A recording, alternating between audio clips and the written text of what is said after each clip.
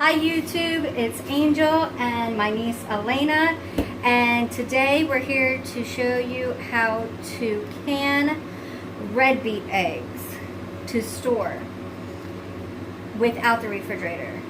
Yeah, I know.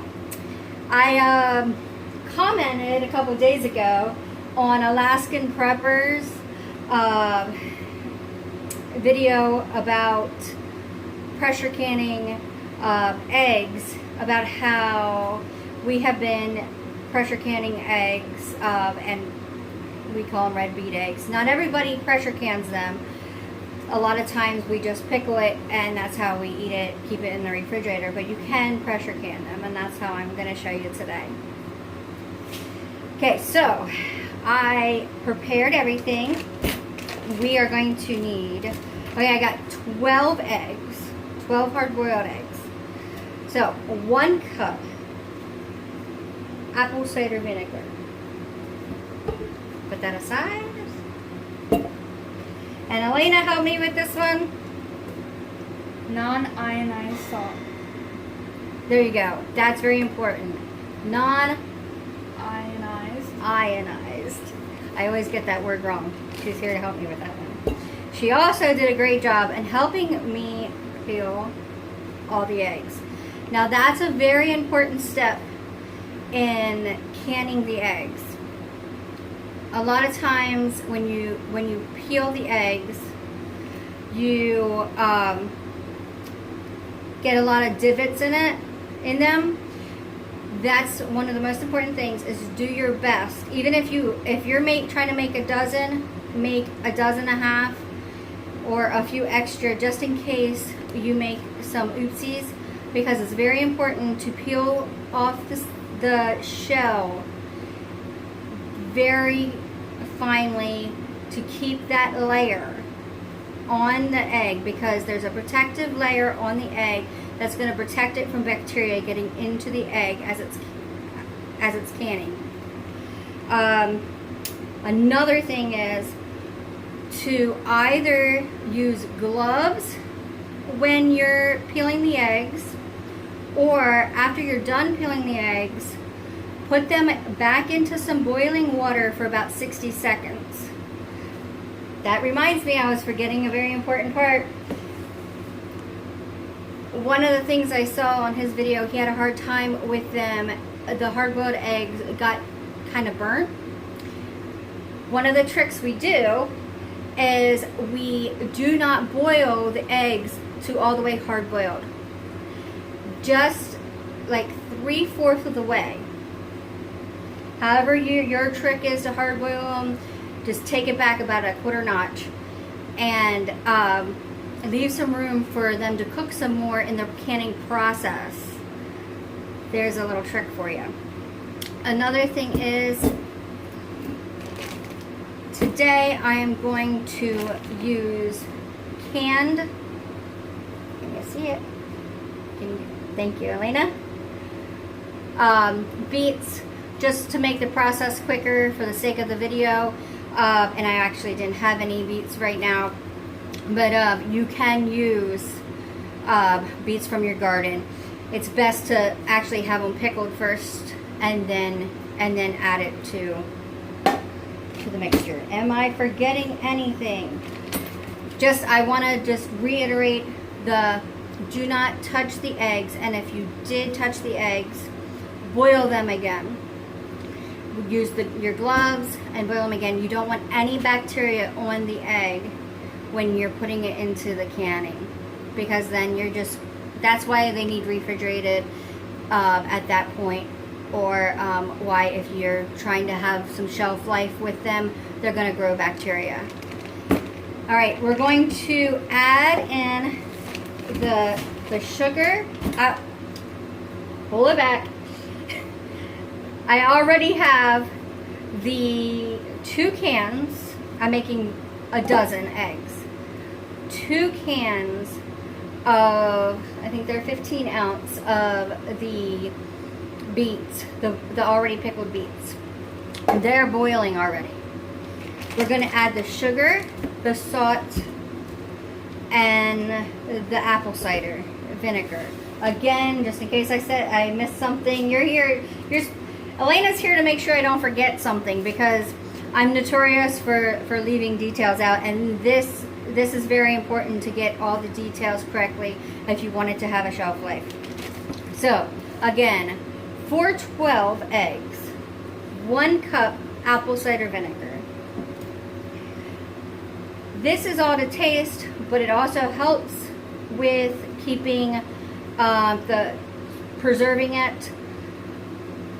1 cup, this is only a half cup, but 1 cup of brown sugar. Now, if you don't want it at that sweet, that's okay. You can pull that back. And the vinegar, a lot of people don't like that much vinegar in there, but the vinegar is what's going to help keep the bacteria out and preserve. And then salt. Not everybody uses the salt, but 1 tablespoon at least of salt, if not 1.5 tablespoons. Again, that's helping with the preservation. You can rinse them off if you don't want as much salt once you take them out when you're ready to eat them. Okay, we're going to add all that together into the boiling pot, boil it, and we'll be back. Oh, and meanwhile, get your jar, have your jars ready, your canning jars ready, and follow the instructions. I am not even going to pretend that I am a professional canner. I'm not even going to tell you.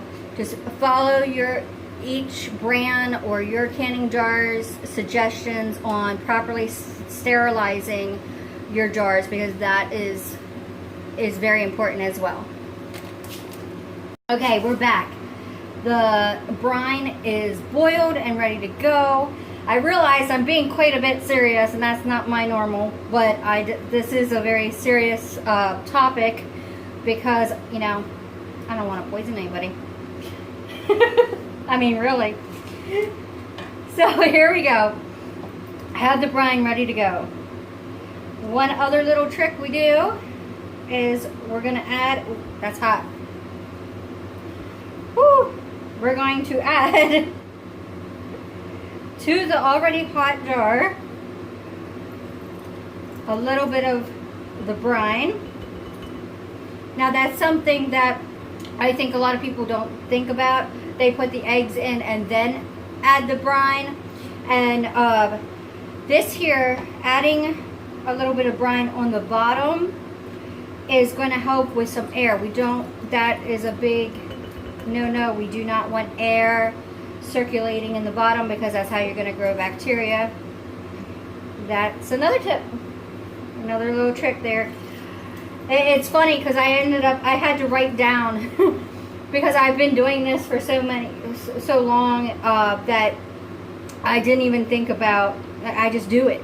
So I had to sit down and really think about, okay, how do I do it, and what is the most important steps that others might not know. And so that's what I'm trying to do right now, is to remember these steps. Okay, so again, I put a little bit in the jar, and now I'm going to use my tongs and put the eggs in, because again, I don't want to touch the eggs unless, or you, like I said, you could use gloves, but you even got to be really careful and make sure you're not cross-contaminating when you have your gloves on. Now I'm using these smaller jars for a couple of different reasons. One, I used all my larger jars up, and also right now, I don't know if anybody knows, but things like this are kind of getting out of stock in the stores, so I was able to find some smaller jars. Now I was thinking I might need, because I'm used to using big jars, I was thinking I'm going to need 4 small ones, but it looks like there's actually, how many did I put in here? Have you been counting, Elena? 5, so 6? 6 now? Yeah.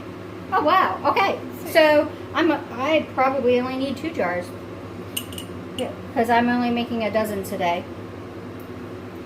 Oh, that reminds me. Okay, what I'm going to do is I'm going to link below all the measurements for making a dozen of the eggs. I know that when I went through, it's really hard unless you're sitting there with a notepad to gather all the ingredients. Thank you. See? She's doing her job. She's reminding me of of proper words to use. I tell you, sometimes words are hard sometimes. I don't know. Link, comment below and let me know if that ever happens to you. Oh my. I don't know. I call it mom brain. Okay. So yes, we only needed 2. What were they? A pint. They were 1 pint. So 6. Watch it hot. We'll go in there. And we'll go ahead and I'm going to fill this up with the brine. And we'll be right back. Okay, we got the eggs and the brine all in the jars. Again, if you've canned before, you know to make sure the top of your jar is clean before putting the lid on, and fill it just about all the way up. Again, the air is essential to not have in there. I don't know, what do you want to say? About a 1/4 inch to the top? What do you think, Elena? About a 1/4 inch to the top? Okay, so we're going to add, and being very careful not to contaminate.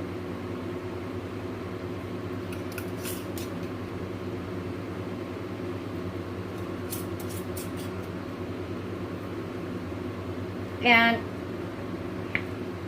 as tight as you can, you know, in the pot for the pressure cooker. Again, I need to say again, I'm not here to tell you how to exactly can. Please follow some other people that are much better at demonstrating that than I am, or make sure you follow the canning instruction on your canning jars. Okay, they've been in here and doing the pressure cooker thing, and they're about ready to come out. So now they're all ready. Now you see how it's still white. Now it's going to take a few days until the egg starts taking on the color of the red beets and turning a pink or even a reddish color. This is actually kind of dark because I used a dark brown sugar. So it's more of a darker maroon color. So I'm gonna, for the sake of doing this video for everyone, I'm going to sacrifice one of mine, and we'll go ahead and put that in the refrigerator. And we'll just have to eat that in the next couple days, because then it's going to, once you break the seal, you need to be refrigerating.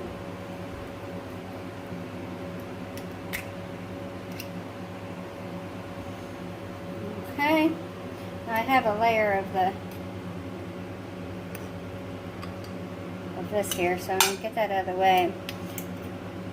For the sake, I want to show you the egg and how it looks.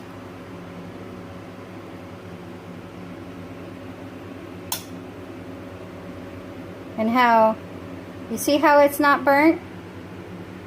It has, yes it has, it looks a little brown because it's taking on the color of the red beet and the brown sugar, but it's not burnt, because again, for when you're boiling it at the beginning, you only boil it about 3/4 of the way.